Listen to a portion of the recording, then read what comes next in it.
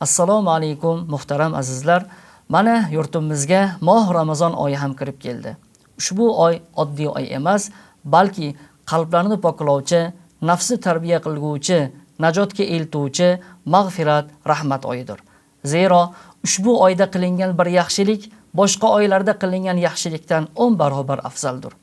Bugungi suhbatimizga biz Namangan shahri Xomidun qori jome masjidi imom xatibi ustoz Kamolxon domla Sulaymonovni taklif etganmiz. Assalomu alaykum ustoz. Xush kelibsiz studiyamizga. Ramazon oyi muborak bo'lsin. O'zlariga muborak bo'lsin. Ustoz, Ramazon oyida Alloh taolo biz mu'minlarga roza ibodatini farz qildi. Bilamizki, roza ibodati faqatgina ovqatni tanovvul qilmasdan iborat emas, balki insonning barcha a'zolari ila tutmoqligi demakdir. Chunonchi til a'zosi orqali yolg'on gapirmaslik, g'iybat qilmaslik, birovga ozor bermaslik, ko'z a'zosi orqali esa haromga nazar tashlamaslik, quloq a'zosi orqali esa nomaqbul, yomon gaplarni eshitmaslik orqaligina bo'ladi. Iltimos, shu haqida o'zingiz batafsilroq bayon qilib bersangiz. Assalomu alaykum va rahmatullohi taala va barakatuh. Avvalambor Jalla va Alodan biz so'raymizki, bu Ramazon oyini butun yurtimiz, xalqimizga Xudoy taolo muboraklik aylasin. Alloh Jalla va Alo bu oyni barakotidan biz yurtimizga o'zining rahmatini, mag'firatini ziyoda qilishiga Jalla va Alodan so'raymiz. Albatta, Xudoy taborak va taolo Qur'oni Karimida oyati kalima bilan bizlarga Ramazon oyini farz qildi. Astag'firullah. Ya ayyuhallazina amanu kutiba alaykumus siyam kama kutiba alal ladzina min qablikum la'allakum tattaqun. Sadaqallohul azim. Jalla va Alo marhamat qilib aytayaptiki, ey Allohga iymon keltirganlar, siz biz mu'minlarga xossatan Jalla va Alo shunday erkalab aytadi, ey mu'minlar, sizlarga biz Ramazon oyini ro'zasini tutishlikni farz qildik, xuddi sizlardan avvalgilarga farz qilganimizdek, shoyatki sizlar taqvodor bo'lsangiz deyapti. Bu Ramazon oyini ro'zasini tutishlikni Jalla va Alo bizlarga farz qilishlik bilan bir qatorida bizlar ana shu Ramazon ro'zasini tutishligimiz bilan ibodatlarimiz bilan biz taqvoga yaqinlashib borar ekanmiz, taqvodor bo'lar ekanmiz. Aksarlarimiz Ramazon oyi kirishlik bilan ba'zi bir xatolarimizga tavba qilamiz, shu xatolarimizni qilmaymizki va shu taqvoyimiz bizni inshaalloh davomli etish kerak bo'lar ekan. Bizni shunga buyurilgan. Ro'zador odam mana o'zi yuqoridagi hadis aytganingizdek, Alloh Jalla va Alo bizlarni och qolishligimizga yoki bizni taom yemasligimiz muhtojlik joyi yo'q zot, Xudoy taolo. Lekin Alloh Jalla va Alo bizlarga Ramazonni ro'zasini tutgan odamga shunday savoblarni va'da qildiki, Payg'ambar alayhisalom aytibdilar, "Man soma Ramazon imanan va ihtisaban g'ufir lahu ma taqaddama min zambi" deyaptilar-da. Bir odam Ramazonni ro'zasini iymon, ishonch bilan, ixlos bilan, e'tiqod bilan ro'zasini tutadigan bo'lsa, bu odamning avvalgi hamma xatolari mag'firat bo'lar ekan. Xudo qolmas ekan. Inshaalloh bu Ramazonni ro'zasini tutib, Allohning amriga bo'ysunib, halol yurgan insonni gunoh qolmaydi. Ramazondan chiqqanda hamma gunoh mag'firat bo'lar ekan. Bunga dalil mana Payg'ambar alayhisolatu vasallam aytibdilar. Endi bu ro'zador odam uchun ehtiyotini olishlik kerak bo'lgan o'rinlar bor. Ya'ni ro'zasini mukammal bo'lishlik uchun. Qanday deyilsa, ro'zador odam ko'zini haromga qarashlikdan saqlash kerak. Alloh Jalla va Alo harom qilgan narsaga qarashlikdan va nomahramlarga qarashlikdan, bir odamni aybini axtarib ko'rishlikdan bunday narsalardan o'zini saqlashlik kerak bo'ladi. Ko'z orqali nima xato, ko'z orqali nima narsa gunoh qilingan bo'lsa, ro'zador odam o'zini saqlash kerak bu narsadan. Quloq orqali desangiz, mavloyani so'zlar bo'layotgan joydagi so'zlarni eshitishlik, biroq g'iybat bo'layotgan bo'lsa g'iybatdan eshitishlik, bular hammasi gunoh bo'ladi.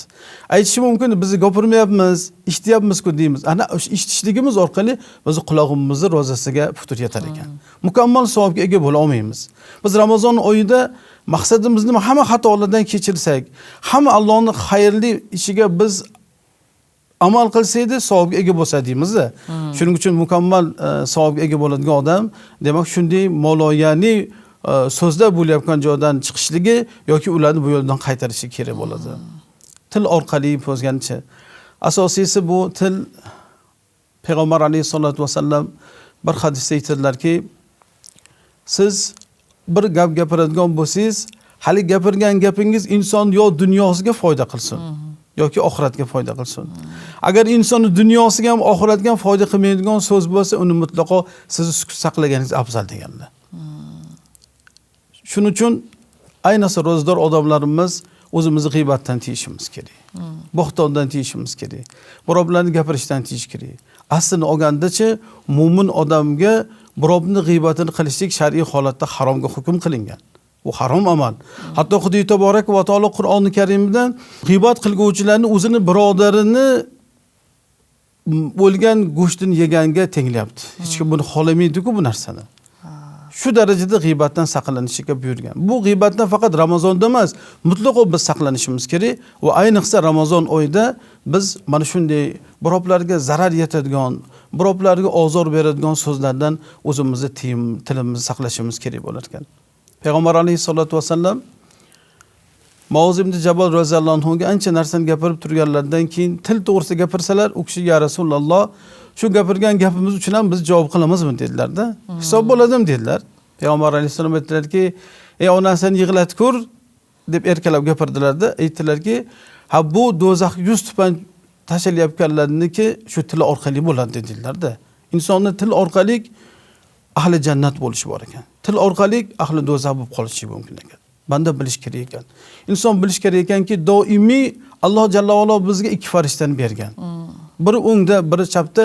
Bizni qilgan har bir yaxshiligimiz yozuvchi farishtalar, bizni og'zimizdan chiqqan yomon yozuvchi farishtalar bor ekanda. Bizni og'zimizdan nima kalima, kalom chiqadigan, so'z chiqadigan bo'lsa yozar ekan farishtalar. Ana shu narsani esdan chiqarmaslik kerak. Ba'zi bir o'rinlarda biz gapirayotgan gapimiz o'zi eshitmayapti-ku deb gapiramiz-da. Lekin u eshitmagani bilan haligi farishta bizni har bir so'zimiz yozyapti. Ertaga ana shu yozilgan narsa nomay amal biz qo'limizga beriladi-da. Shunda biz qiyomatda Xudo taoloning huzurida o'sha nomay amal qo'limizga tekkan paytimizda xijolat tortishimiz bor. Haligi insonning oldida xijolat bo'lishimiz bor. Biz bu yerda eshitmadik-ku desa, lekin ega borganda Xudo taolo bizga nomay amal dastur qilib bersa, xijolat tortishimiz bor ekan. Shuning uchun bu banda har bir so'zini, har bir amalini, qilayotgan ishini Alloh jalla va ala nazorat qilib turganligini va farishtalar yozib turganini his qilib hayot kechiradigan bo'lsa, xato qilmaydi. Gunohdan o'zini saqlar ekan. Negaki bu narsa nomay amalga bitilib qolishligini biladi. Shunda ehtiyotini olar ekanda. Shu uchun ayniqsa bu ro'zadorlarimiz juda tillarimiz ko'p zikr bilan mashg'ul qilaylik. Biz hozirgi kunda bilasizmi, bir nafl amalni bajaradigan bo'lsak, Alloh jalla va ala bizni boshqa oyda farzni bajargan ajrni beryapti-da bizga-da. Hozir shuna qo'ygan. Hozir biz 2 rakat nafl namoz o'qigan bo'lsak, boshqa oyda farz namozni ado qilganning ajriga, mukofotga biz sazovor bo'lar ekanmiz-da. Hozir biz bitta zikr qilib, la ilaha illalloh deb zikr qilib, tahlil aytadigan bo'lsak, Alloh bunga qancha mukofoti ziyodasi bilan ato qilar ekan. Hozir biz bu holatlarda, aksar holatimizda tilimizda shu Allohni ko'p zikr qilishimiz kerak. Payg'ambar alayhisolatu vasallam salovatlar bilan o'tkazadigan bo'lsak, inshaalloh maqsadga muvofiq bo'ladi. Nima uchun? Maqsadimiz bu Ramazon oyidan, gunohdan xoli bo'lib chiqishimiz kerak-da. Bu Ramazon oyini g'animat bilishimiz kerak. Bu g'animat bilib chiqib olmasak, bizlarga unda hasrat bo'lib qolar ekan. Şimdi bir narsa eslab o'taylikmi? Payg'ambar alayhisolatu vasallam bir kuni xutba o'qigan minbarga ko'tarilayotgandilar. Ko'tarilayotgan paytlarda hech odatlar bo'lmagan ish bo'ldi. Ya'ni har bir minbar ko'tarilgan amin, amin, amin 3 bor aytdilar-da. 3 bor amin dedilar. Xutbani o'qib bo'lganlarda sahoba ikrom so'rashdi, ya Rasululloh, sizda hech bo'lmagan holat bo'ldi deb so'rashganda aytdilarki, men minbarga qadam qo'yganimda Jabroil amin meni huzurimga keldilar. Aytdilarki, ya Rasululloh, qaysi bir insonni dunyo hayotida ota-onasi hayoti bo'lsa-yu, ana shu ota-onasini rozi qilib, uni duosini olib, o'ziga jannatni olmagan bo'lsa, o'sha insonga hasrat bo'lsin, burni yerga ish qilsin dedilar. Men amin dedim deylar Payg'ambar alayhisalom qarangda. Ko'rdingizmi? Demakki, hozirgi bu Ramazon oyida doimiy qilishimiz kerak. Yana bu Ramazon oyida ota-onalarimizga yana ham ko'proq mehr oqibat ko'rsatish kerak bo'ladi-da. Ularning xizmatidan duolini olish kerak bo'lar ekan. Ikkinchi borasida aytdilarki, qaysi bir kishining huzurida sizni ismingiz zikrilsa dedilar Payg'ambar alayhisalomga. Ismingiz zikr qilinsa-yu, bu odam sizga salovat aytmaydigan bo'lsa, o'sha insonga burni yerga ishqat hasrat bo'lsin dedilar-da. Men amin dedim dedilar Payg'ambar. Amin deganning ma'nosi, ey Robbim, biz duoyimizni ijobat qil degan ma'nosida. Qarang, 3-chisini aytdilarki payg'ambar alayhisalom, qaysi bir insonga Xudo taboraka va taolo Ramazon oyini nasib qilgan bo'lsa-yu, Ramazon oyida hayot bo'lsa-yu, sog'lom bo'lsa-yu, lekin bu Ramazon oyidan ibodatni mukammal qilib gunohlardan mag'firat bo'lib chiqib ketmaydigan bo'lsa, Ramazonni g'animat bilmaydigan bo'lsa, buni ham bir yerga ish qilsin, hasrat bo'lsin dedilar. Men amin dedim dedilar-da. Hozir bu Ramazon oyida gunohdan forig' bo'lib ketishimiz kerak. Xato qilgan bo'lsak, banda xatodan xoli emas. Ana shu xatolarimizni hammasiga kafforat bo'ladigan amalni ko'paytirib olishimiz kerak-da. Inshaalloh shunda biz payg'ambar alayhisalom yuqorida eslagan hadislardek Ramazon oyida kim go'zal ibodatlar bilan yaxshi amallarni o'tkazadigan bo'lsa, Xudo taolo gunohini mag'firat qiladi dedilar. Alloh taborak va taolo hammalarimizga, butun xalqimizga mana shu hadis taxtiga dohil bo'lib, bu Ramazonni g'animatda gunohdan forig' holatda chiqishimizni Alloh nasib aylasin. Nabiy sallallohu alayhi va sallamning hayotlariga biz nazar tashladigan bo'lsak, juda katta ibrat va namuna o'zimizga olamiz. Rasululloh sallallohu alayhi va sallam Ramazon oyi kelishligi bilan boshqa oylardan ko'ra ko'proq saxovat qilardilar. Ko'proq yaxshilik qilardilar. Ko'p Qur'on o'qirdilar va mana shu yaxshi ishlarda ko'proq sobit bo'lardilar. Yetimlarga mehribonlik qilish, iftorlik dasturxondan yozishlik va chunonchi hech bo'lmasa shirin so'z bilan ham ibodat qilishlik biz mu'minlarga juda ko'p amr qilingandir. Shu haqida ham batafsil to'xtalib o'tsak ustoz. Bu Ramazon oyi yana bir nomi saxovat oyi deyiladi. Bu Ramazon oyida ko'p yurtdoshlarimiz, o'zlariga to'q boy insonlarimiz ko'p saxovat ko'rsatishadi. Albatta payg'ambar alayhisolatu vasallam zikr qilib o'tganingizdek juda saxovat egasi bo'lganlar. Butun sahobalarga, butun ummatga ibrat bo'lganlar. Biron bir muhtojni ko'rsalar yoki biron bir inson bu kuchli huzurlarga bir narsa so'rab keladigan bo'lsa, imkon qadar shu narsani topib yetkazib berganlar. Hattoki topilmay qolsa, men nomimdan oling shu narsani, men nomimni ayting, men u kishini o'zim rozi qilaman degan joylari ham bo'ladi. Hattoki shu darajada bo'lganlar. Endi bu Ramazon oyi kelsa payg'ambar alayhisolatu vasallam saxovatlariga til ojizlik qilar ekanda. O'zi sahih bo'lganlar, lekin necha boridan yana ziyoda bo'lib ketib shu darajada bo'lar ekanlar. Shuning uchun bu Ramazon oyida saxovatlik qilish kerak. Muhtojlarning holidan xabar olish kerak. Qarindosh urug'larning ichida bo'ladimi, qo'ni-qo'shnilarning ichida bo'ladimi, ularning ko'nglini ko'tarish kerak. Ko'nglini ko'tarishlik uni qalbiga xursandchilik kirgizishlik degani. Payg'ambar alayhisalom bir hadisda aytadilarki, farz amaldan keyin Xudo taologa maqbul amaldan biri inson musulmonning qalbiga xursandchilik kirgizishlik deyiladi. Bir muhtoj odamga bir odam yordam qildi. Bilasizmi, qanday xursand bo'ladi u. Uni haqqiga duolarni qiladi, barakotlarni tilaydi. Va bir hadis eslaymiz, payg'ambar alayhisolatu vasallamdan aytilgan bu hadis, Oysha onamiz rivoyat qilganlar roziyallohu anha. Bu sahih bo'lishlik aslida sahihlik jannatdagi bir daraxt dedilar. Ya'ni bu daraxtning asli ildizi jannatda dedilar. Buni shoxi tashqariga chiqqan dunyoda kim ana shu shoxni ushlasa, sahihlik qiladigan bo'lsa, bu sahih insonni to'g'ri jannatga olib boradi dedilar-da. Ko'rdingizmi? Sahihlar inshaalloh ahli jannat bo'ladi. Sahih bo'lgan insonlarda hattoki jannatga avval kirishlari to'g'risi ham bayon qilingan. Ammo molida bor turib, baxillik qilib infoq qilmaydiganlarchi, ularni baxil deylar ekanda. U to'g'risida payg'ambar alayhisolom aytadilarki, baxillikni asli buni ildizi daraxt do'zaxdadir. Uni shoqi bor tashqarida. Kim baxillikni ushlaydigan bo'lsa, ya'ni xayr saxovatlik ko'rsatmasa shunga qodir bo'lib turib, baxillik qiladigan bo'lsa, u do'zaxga olib ketib qoladi dedilar-da. Payg'ambar alayhisolom bir hadisda aytadilarki, har tong otgan paytida ikki farishta Alloh jalla va aloga munojat qilar ekanda. Qanday? Bir farishta aytar: "Ey Robbim, qaysi bir bandang saxovat ko'rsatadigan bo'lsa, molidan infoq qiladigan bo'lsa, shuni moliga barakot bergin. Shuni moliga o'zing xalifangni sarfidan ko'pini barakot qilib bergin. Xalifasini yetkazib qo'ygin" deb duo qilar ekan. Lekin ikkinchi farishta bor ekanda, u aytar: "Ey Robbim, qaysi biri qodir bo'lib turib, baxillik qilib muhtojlarga yordam qilmaydigan bo'lsa, uni moliga talofat yetkazgin" der ekanda. Shuning uchun bu oyda mana zakot amalni bajarishadi boylarimiz, fitr sadaqotlarni berishadi va bundan tashqari o'zlari nafl saxovat ko'rsatishlar kerak. Bu mana zakotni Xudo taolo bizga farz qilgan boy odam uchun. Bu farz, bu berish kerak. Undan tashqari men zakotimni berdim-ku deb o'tirmaslik kerak. Qodirmisiz? Bering, saxovat qiling. Ba'zi bir xonadonlarga iftorlik mahsulotlarni bering. Bir xonadonga siz iftorlik mahsulotlarini kiritdingizda, o'sha xonadonda qancha inson o'shanda iftorlik qiladigan bo'lsa, o'shin ajr bo'ladi. Bir odam deydi payg'ambar sollallohu alayhi vasallam, bir ro'zadorga iftorlik qilib bersa, qornini to'ydiryapti. O'sha odam ro'za tutganga qancha ajr bo'lsa, iftorlik qilgan shuncha ajr oladi. Kamaymaydi shundan deganlar. Endi biz bir xonadonni nazarda tutyapmizki, qo'limizdan kelgancha shunday xonadonlarga yordam qilsak, o'sha xonadon yashovchi hammaga biz foydamiz tekkan bo'ladi. Shularga yordam qilgan bo'lamiz. Bu saxiylik insonga ziynat bo'ladi. Saxiylik insonni Xudo taboraka va taologa yaqinlashtiradi. Saxiylik insonlarni o'rtasida bu insonga muhabbat uyg'otadi. Saxiy bo'lgan insonni haqqiga duolarni qilishadi. Shuning uchun bu oyni shunday saxovat bilan o'tkazishimiz kerak bo'lar ekan. Sahobiy ikromlardan ibrat olishimiz kerak. O'sha onamiz roziyallohu anhoni eslaydigan bo'lsak, bir kuni shu kishining huzurlariga anchagina miqdorda hadiya keldi-da. Shuni tarqattirdilar, xizmatchilarga tarqatib olgandek qarang-da. Oxirida o'zlarining iftorliklariga kelganda iftorlik yo'q. Hech narsa qolmadi.